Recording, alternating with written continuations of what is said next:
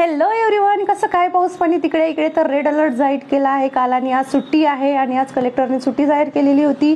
त्याच्यामुळे 3 वाजतापर्यंत कंटिन्यू पाऊस पडत होता. त्याच्यानंतर घराच्या बाहेर पडली, म्हटलं ताईकडे जाऊन यावं. आज गाडी वगैरे काही न्यावी नाही, मस्त पायी रस्त्याने पावसाचा आस्वाद घेत आणि कुठे काय परिस्थिती आहे त्याचा आढावा घेत जावं असं ठरवलं मी.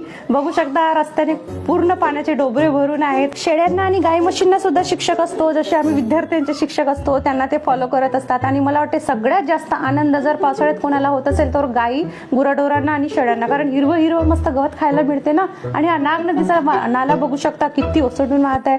मी ताईकडे गेली, माझ्या मैत्रिणी मला भेटल्या, बघा मला बघून कशा खुश होत आहेत. इथली माझी फेवरेट जागा म्हणजे इथला झोपाळा. छान बाहेरच्या दृश्याचा आस्वाद घेत झोक्यावर मस्त झोके घेतले. इकडे ताईने गरमागरम चहा बनवला, मस्त चहाचा आस्वाद घेतला. आता लगे हात म्हटलं पावसाळ्याचा मोसम आहे तर मस्त मिरची भजे तर होऊ जाऊ दे. गरमागरम मिरची भजे बनवले आणि मस्त भज्यावर ताव मारला आणि सुट्टीचा दिवस आनंदात घालवला. तुम्ही मजेत आहात की नाही नक्की सांगा कमेंट करून.